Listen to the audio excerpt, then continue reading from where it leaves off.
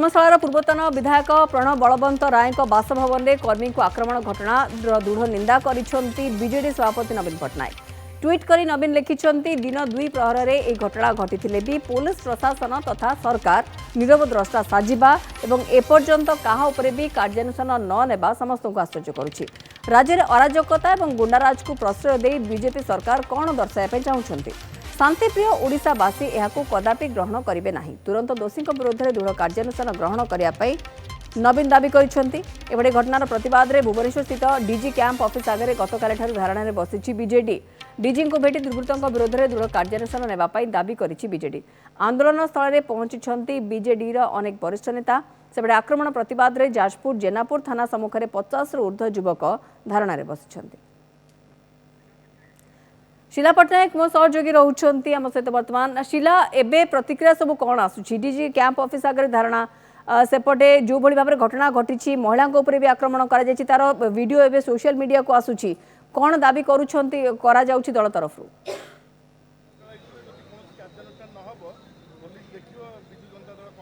देखु मौसुमी जहाँ आप सूचना रखुले गत काली अहोरात्र धरी एठारे प्रतिवाद जारी रही जो भली भाव में छात्र हूँ युवक हूँ महिला हूँ समस्त आक्रमण कर दृढ़ प्रतिवाद करे।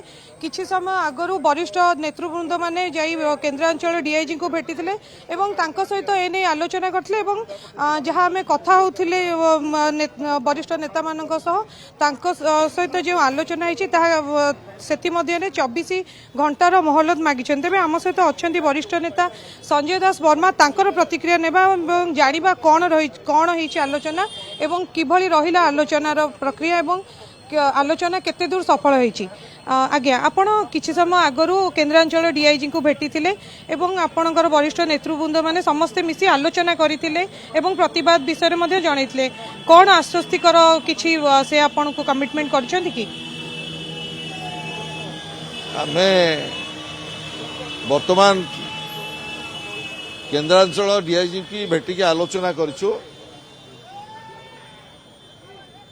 एवं ए समस्त घटना रे डीजी महोदय additional DG law and order समस्त अवगत अछंती।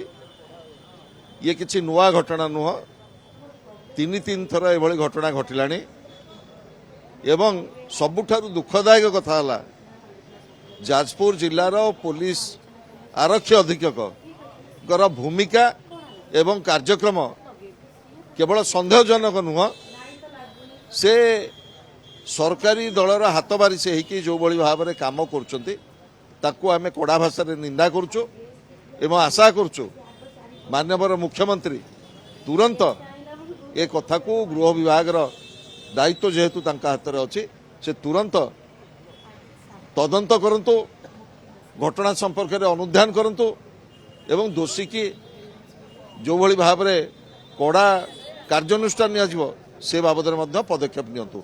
आमको केन्द्रांचल डीआईजी किछि समय चाहिए 24 घंटा आमे तांकु संपूर्ण प्रकार सम्मान दौचु प्रशासन को एवं आशा करुचु 24 घंटा आमे अपेक्षा करिवु से कौन कार्यानुष्ठान नौचंती एवं तापरे बिजु जनता दल तार आगामी रणकौशल कार्यक्रम स्थिर करिवो। आज्ञा जो भली भाव में मौसुमी शुणुले आउ जड़े वरिष्ठ नेता प्रीति रंजन घड़ई आम सहित अच्छा तांकर प्रतिक्रिया नेबा। आज्ञा आपण आलोचना करिसेंती केन्द्रांचल डीआईजी सहित एवं से 24 घंटार समय मागिछंती तापरे कौन आपण मानक पदक्षेप रहिबो? ये तुरंत माननीय मुख्यमंत्री एवं डीजी ए जाजपुर एसपी की तुरंत सेठू बदली करंतु। आउ जाजपुरवासी आउ सुरक्षित नाहांती, जाजपुर जनसाधारण व्यतिव्यस्त हो गले। ये पुलिस प्रशासन जेभली भाव में भारतीय जनता पार्टी गुंडा भाव में जेभली भाव में कार्यक्रम करुचंती यह अत्यंत निंदनीय घटना।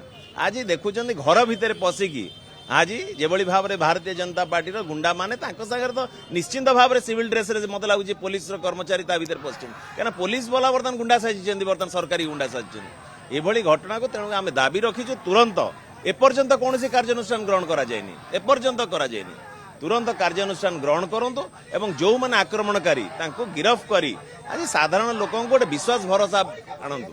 ଆଜ୍ଞା ନିଜେ ଯେଉଁ ବିଧାୟକଙ୍କୁ କୁହାଯାଉଛି ସେ ମଧ୍ୟ ପ୍ରତିକ୍ରିୟା ରଖିଛନ୍ତି ଏବଂ କହିଛନ୍ତି ଯାହା ତଦନ୍ତ ହେବ ମୁଁ ତା ଦେହରେ ସହଯୋଗ କରିବି ଆଉ ଏଭଳି ତାଙ୍କର ଏଥିରେ ଇନଭଲଭମେଣ୍ଟ ନାହିଁ।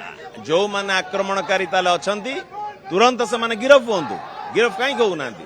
ତାଙ୍କ ଉପରେ କାହିଁ କାର୍ଯ୍ୟାନୁଷ୍ଠାନ ଗ୍ରହଣ କରାଯାଉ ନାହିଁ? କଣ ଦାବି ରଖିବେ? ତୁରନ୍ତ ବର୍ତ୍ତମାନ ଯାଜପୁର ଏସପି ଙ୍କୁ ତୁରନ୍ତ ବର୍ତ୍ତମାନ 24 ଘଣ୍ଟା ଭିତରେ ଯାଜପୁର ସେଠୁ ବିଦା କରାଯାଉ। ଯାଜପୁର ଆଜି ଅସୁରକ୍ଷିତ, ଯାଜପୁର ଜିଲ୍ଲା ଆଜି ମାନେ ଆକ୍ରମଣକାରୀ ତୁରନ୍ତ ତାଙ୍କ ଉପରେ କରାଯାଉ। बिल्कुल शिला जहाँ प्रतिक्रिया सब आसूची समस्त से गोटे कहवा कथा अनेक वरिष्ठ नेतृवृंद वर्तमान रही जो डीजी कैंप ऑफिस रही धारणा देते प्रतिक्रिया भी रखुंट दृढ़ कार्यानुष्ठान को नहीं दाबी करुँच।